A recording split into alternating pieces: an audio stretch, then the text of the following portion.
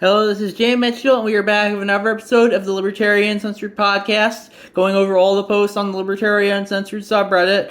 Let's get right into it. So first we have, can an unhoused person with no bank account get a real ID from morningbrew.com, posted by Spare Simeon, and they said, shouldn't the usual offenders of the disadvantaged by objecting to requirements for this the way they object to voter ID? I remember back in the 70s when Republicans were very upset about the threat of a national ID, laws were passed forbidding the use of one social security number as a national ID number. And yeah, personally, I think I do have a real ID card, but I think it's very much, if you want to get one, you should be able to, regardless of your housing situation, I would say. But ultimately, I'm very much against any national databases, so, I guess you could argue it's being used for a national database.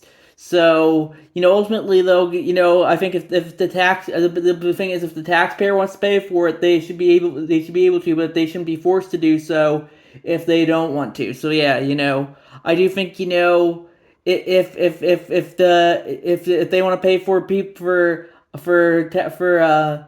I do think, people should be able to get one if they want to, but, they shouldn't be forced to get one if they don't want to, and that includes for the homeless, or as Reddit would call them, the unhoused, because, Reddit they always have to be progressive, and they can't say homeless anymore, just how you can't say, like, autistic anymore. Now you have to say neurodiverse. That's Reddit for you. They always need to make the old words offensive. So, yeah, that's my thoughts on that issue.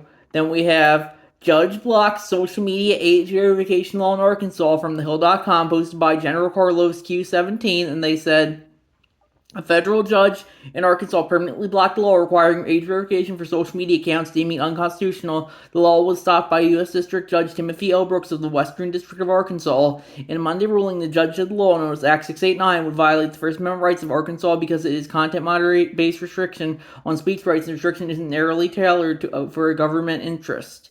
And I would agree with that. Personally, I think mandating age verification for social media platforms would be very well intentioned, but it shouldn't be their job to mandate what age is people can use them, or that should be the job of the parent or caregiver, whoever's in charge of the child. Parents need to monitor their kids' internet access. You shouldn't have to rely on the government to do that. People these days, increasingly, people seem to want the government to do everything, and that's not the libertarian way.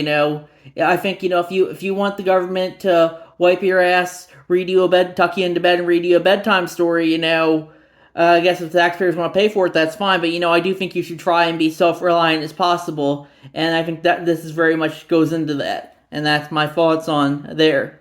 Then we have what did the Penguins do from Ragnar OKXG, and that's a tweet from No Lie of Brian Tyler Cohen. Trump is imposing a 10% tariff on Heard and McDonald Islands, which have a population of 0 people. And yeah, that just goes to show you how, regardless of which branch of the Uniparty they're from, politicians don't tend to be the most impressive people a lot of the time. I think they just use like a chat GPT to make the tariffs and decide how to tariff what, but it's just personally, I think it just goes to show you how we don't really even need government anymore. We can just have ChatGPT be the president for us at this point, I would say.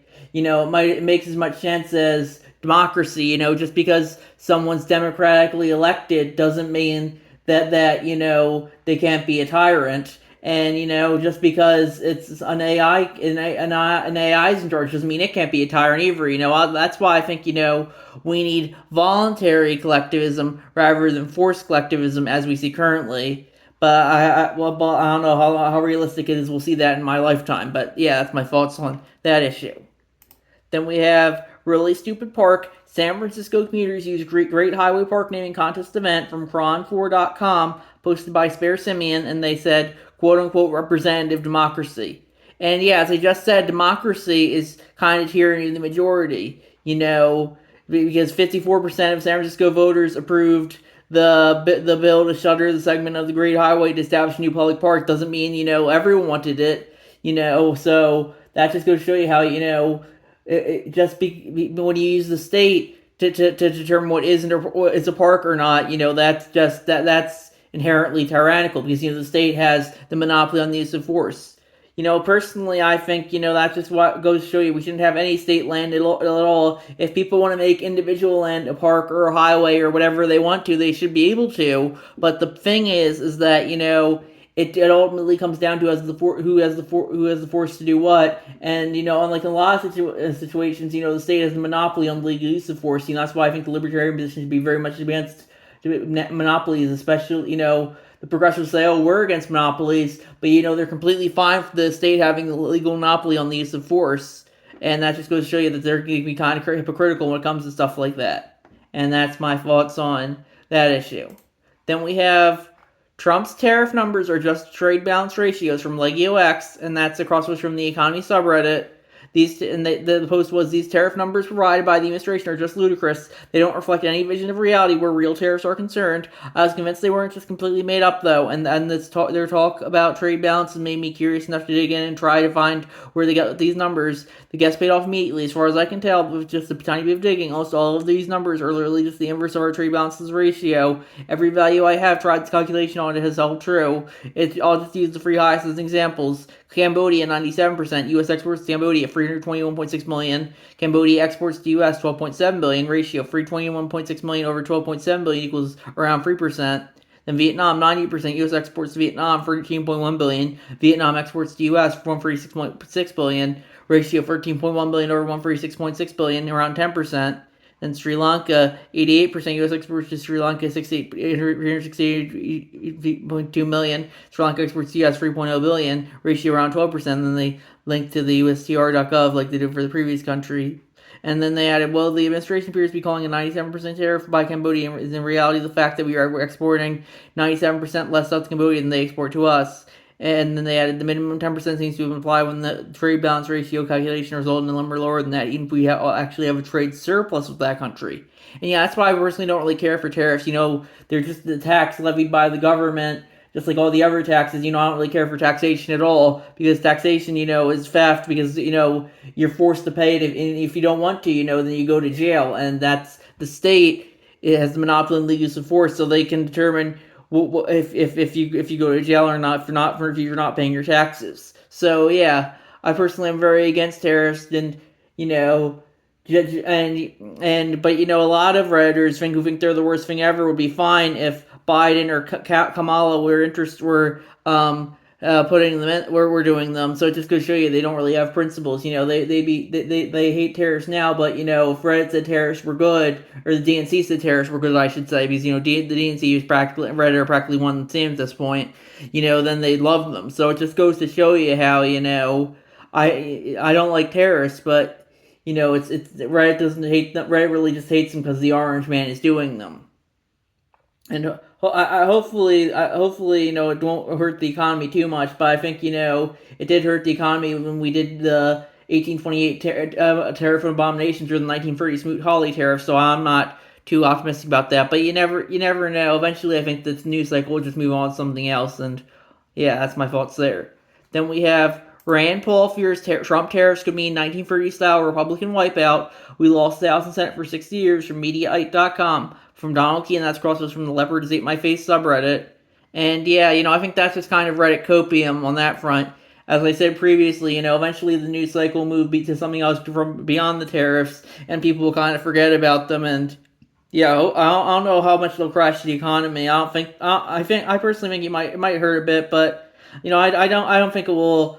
I don't know how long term the effects will be, and I think people will move on, especially with it seems like every 4 years, they're just going to switch parties at this point. The Republican Party will take power, and they'll be the worst thing ever. And then the Democratic Party will take power, and then they'll be the worst thing ever. So I definitely don't think you'll see a party lose the House and Senate again for 60 years. But that's my thoughts on that issue. And then we have Mehmet Oz confirmed by U.S. Senate to lead Medicare and Medicaid from TheGuardian.com from Dr. 07. And yeah, that's just, it's just another celebrity appointment, I would say. Like, we appointed Linda McMahon, Secretary of the Department of Education. But, ultimately, if Trump will choose whoever he wants to choose, and sometimes there's nothing you can do about it. Because that's democracy for you, I love how editors say, oh, democracy's good, even though, they say, oh, Orange Hitler's the worst thing ever, even though Orange Hitler was democratically elected twice. And the second time, you can't even use the he lost the Electoral College excuse. he lost the popular vote. Sorry, but yeah, even old Hitler, classic original Hitler was democratically elected as well. So it's just to show you how democracy is just tyranny of the majority, and but that's ultimately the rules in play, and that's Trump can appoint whoever he wants to lead Medicare and Medicaid, even if you don't like them, and that's sadly how it goes sometimes. That's why I don't really care for forced collectivism. Then we have White House explains why Russia not included in Trump's new tariffs from Newsweek.com, posted by CH4Locks, and that's across post from the Vets Against Tyranny subreddit. And yeah, personally, I don't really care that Russia. He said it's because Russia has they already have sanctions on Russia, but Reddit's going to read that as Trump's a Russian asset. But I don't know how much of an asset Russian asset Trump is, but I would definitely say he's much more an Israeli asset than a Russian asset. But he did impose tariffs on Israel on the list, so maybe that's just that's probably those are probably just a slap on the wrist compared to the rest of them, though. But that's my thoughts on that issue. Then we have San Francisco rethinks its free handouts of drug paraphernalia from DNYears.com, hosted by Color Monochrome. And yeah, ultimately, I don't think if taxpayers don't want to fund drug rehab for drug addicts, they shouldn't be forced to do so. I do think the drug rehab is probably one of the things I more agree with the progressives on than the conservatives. But if taxpayers don't want to fund it, I don't think they should be forced to do so. Eventually, since a lot of progressives, like in San Francisco, they just let them take these drugs forever instead of trying to wean them off them. It seems, and that's my thoughts on that issue. Then we have China imposes 34% tariffs on all U.S. imports as retaliation from Bloomberg.com, posted by CH4Locks. And yeah, I personally don't think that's why I don't really like tariffs. They always result in a trade war, just like we had during Trump's first term with China. But Reddit was fine for the trade war with China under Biden's term, but now that Trump's back, it's suddenly bad again. And as I always say, it's who's in the in group, who's in the out group, and not much more than that to a lot of people. Then we have California to negotiate trade with other countries to bypass Trump tariffs from Newsweek.com, and that's from posted by CH4Locks. And I would agree with that. I think states' rights. States should be able to do whatever they want to, and that's why. But just because a state does something doesn't mean it still can't be tyrannical. I think the libertarian perspective is we need to care about individual liberty the most, and federal government, state government, local government, they can all go against that, because they're all inherently forced collectivism rather than voluntary collectivism. And yeah, that's my thoughts there. And I think we're going to wrap it up there. I'll see you guys in the next episode. Bye.